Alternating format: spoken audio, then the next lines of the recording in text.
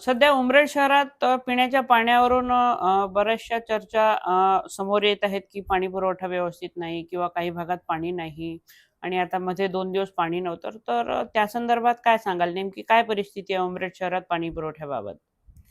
पाणी पुरवठ्याबाबत सांगायचं झालं तर मागच्या हप्त्यामध्ये दोनदा विद्युत सेवा खंडित झाली होती. एकदा तर 4-5 तास नव्हती रात्री आणि आपलं सबस्टेशनला पण जेव्हा आग लागली होती. तर ह्या दोन्ही घटना अगदी कमी-कमी दिवसांच्या अंतराने झाल्या. हं. त्यामुळे पाणी पुरवठ्याची जी आपलं जे एक रूटीन आहे, की आपल्या इथल्या टाक्या भरायला जवळपास 6 ते 7 तास कुठे लागतात, कुठे 8 तास लागतात. तर 4-4, 5-5 तास विद्युत सेवा खंडित झाल्यामुळे तो जो आपलं रुटीन आहे ते जरा डिस्टर्ब झालं होतं निश्चितच. आणि कुठल्या-कुठल्या भागामध्ये जसं आपल्या इथे उमरेडमध्ये जी पण पाणी पुरवठ्याची योजना याआधी राबवल्या गेली, त्या योजनेला जवळपास 20 ते 22 वर्ष झालेली आहेत. हं. आणि 2024 मध्येच ती आपल्या ज्या पाईपलाईन आहेत किंवा आपण जे काम केलेलं ते एक्सपायर जवळपास झाल्यासारखं आहे. त्यामुळे काही-काही भागांमध्ये ज्या आपल्या लाईन गेलेल्या आहे पाणी पुरवठ्यासाठी, त्यांची दुरुस्ती आहे, कुठे वॉल खराब झाले आहे त्यांची दुरुस्ती आहे. अशा एक-एक तांत्रिक बाबी असल्यामुळे कुठे-कुठे पाणी पुरवठा व्हायला त्रास होतोय. सगळं संपूर्ण उमरेड शहरात तर नाही म्हणता येईल, पण काही-काही पर्टिक्युलर पॉकेट आहे, जिथे आपला म्हणजे भाग कुठे चढावचा भाग आहे, कुठे हं. उताराचा भाग आहे, कुठे पाणी पुरवठ्याच्या ज्या लाईन ज्या जुन्या झालेल्या आहेत, हं. त्या सगळ्या बदलवण्याचं आणि त्याच्यावर काय उपाययोजना करता येईल किंवा तांत्रिक दुरुस्ती काय करता येईल ह्याच्यावर नगर परिषदचे पाणी पुरवठा विभाग हे अत्यंत म्हणजे लक्षपूर्वक ह्याच्यावर काम करतच आहेत.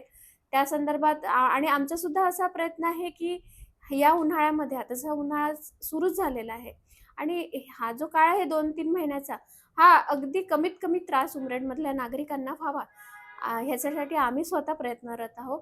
पण जरी असं कुठे तांत्रिक बिघाड झाला किंवा लाईट मुळे झाला, तर नागरिकांना पण मला असं वाटतं, की अ, ह्याच्यामध्ये नागरिकांनी थोडासा पेशन्स दाखवावा, जेणेकरून 2-3 दिवसामध्ये जेव्हा आपण सगळं सुरळीत जेव्हा व्यवस्था होते, तेव्हा तो पाणी आता जसं काल पण अनाउन्समेंट झालं होतं महावितरणकडनं, की हं. सकाळी 9:30 ते 2-2:30 2:30 पर्यंत. वाजेपर्यंत. हं. तर त्या कालावधीमध्ये जी आपली टाकी भरण्याचा जवळपास 4 ते 5 तासाचा मोठा वेळ हा विद्युत पुरवठा खंडित राहणार होता. हं. त्यामुळे संध्याकाळचे जे नळ आहेत, त्या वेळेवर ते येऊ शकणार नव्हते.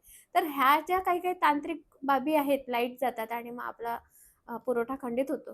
तर ह्याच्यावर सुद्धा आम्ही एम-एस-सी-बी सोबत म्हणजे त्यांच्या ऑफिसर सोबत जाऊन चर्चा करणार आहोत, की आम्हाला असा सप्लाय द्या, की आम्हाला वारंवार जेव्हा पाणी पुरवठा करण्यामध्ये अडचणी येतात, टाक्या भरण्यामध्ये म्हणजे पंप हाऊसपासूनच आम्हाला त्रास होतो, हं. विद्युत सप्लाय खंडित झाल्यामुळे. तर तो कमी झाला पाहिजे याच्यासाठी सुद्धा आम्ही प्रयत्न करतोय. आणि राहिली बाब पाण्याची किंवा तर खूप एखाद्या कुठल्यातरी भागामध्ये तो थोडासा त्रास असतो आणि त्याचा मला वाटतं आमच्याकडे विचारपूस न करता ती म्हणजे त्याच्याबद्दल गैरसमज जास्त शहरामध्ये निर्माण केले जात आहेत. आता सिंधी कॉलनीमध्ये सुद्धा पाणी पुरवठा हा वॉल खराब झाल्यामुळे, तांत्रिक अडचण निर्माण झाल्यामुळे होतं. पण त्याच्यासाठी ना नगर परिषदकडनं पाणी पुरवठा विभागाला आम्ही पर्टिक्युलर एखाद्या म्हणजे अधिकाऱ्यांची नेमणूक पण केली आहे, जे तुम्हाला बरोबर उत्तर देऊ शकतील. त्यांच्याशी संपर्क केला तर निश्चितच काय प्रॉब्लेम झाला आहे आणि त्या समस्येचं निवारण किती वेळेत होणार आहे, ह्याचं माहिती मिळू शकते. पण त्यांच्याशी संपर्क न करता इतर कुठल्याही लेमॅनला तुम्ही जर विचारत आहे किंवा त्याच्या अनुषंगाने उमरेडमध्ये जे गैरसमज निर्माण होत आहे, तर ॲक्चुअल प्रॉब्लेमपेक्षा गैरसमज जास्त आहे असं मला वाटतं. आणि नगर परिषद जेही तांत्रिक अडचणींमुळे किंवा कुठल्या समस्येमुळे पाणीपुरवठ्याचं आज नागरिकांना त्रास सहन करावा लागत आहे, तो त्रास लवकरात लवकर कमी व्हावा आणि उमरेडमध्ये पाणीपुरवठा हा नियमित असावा, लोकांना स्वच्छ पाणी मिळावं यासाठी उमरेड नगर परिषद कार्यरत आहेच. येणाऱ्या काळामध्ये आपण वाढीव पाणी पुरवठ्याच्या योजनेसाठी पण आम्ही ठराव घेतलेला आहे आणि तो पण ठराव पास झालेला आहे.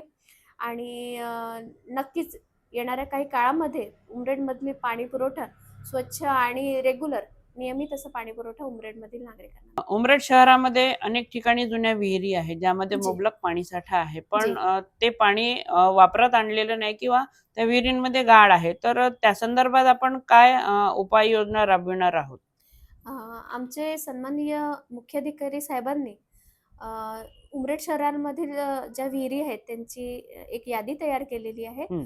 आणि नगरसेवकांना सुद्धा म्हटलं आहे की अशा जर कुठल्या विहिरी ज्या आहेत सार्वजनिक उपयोगासाठी आणि उन्हाळ्यामध्ये जर एखादी पाणी टंचाई निर्माण झाली किंवा कोणाला सार्वजनिक उपयोगासाठी पाणी लागत असेल तर त्या विहिरींचा उपयोग केला जावा याच्यासाठी त्यांनी यादी तयार करून ते गाळ उपसा करण्याचं सुद्धा नियोजन केलेलं आहे. बऱ्याच विहिरींमध्ये जिवंत झरे अजूनही आहेत, हो, तर काही हो. ठिकाणचे ते बुजवण्यात आले आहेत. तर ते सुद्धा साफ केले जाईल का आपल्याकडनं मग? निश्चितच. कारण कारण पाण्याचा कुठलाही स्रोत बंद न करावा, असं सरकारचं पण म्हणणं आहे. आणि जेव्हा आपत्कालीन परिस्थिती निर्माण होते हं, किंवा जेव्हा पाण्याची टंचाई निर्माण होते हं. किंवा एखाद्या सार्वजनिक उपयोगासाठी कोणाला बांधकामासाठी आहे किंवा सार्वजनिक उपयोगासाठी त्या विहिरी नेहमी कार्यरत राहाव्या, याच्यासाठी त्यांना गाळ काढून पूर्णपणे स्वच्छ करण्यात येणार आहे. त्याची यादी करणं सुद्धा सुरू आहे आणि या उन्हाळ्यामध्ये ते काम होईल.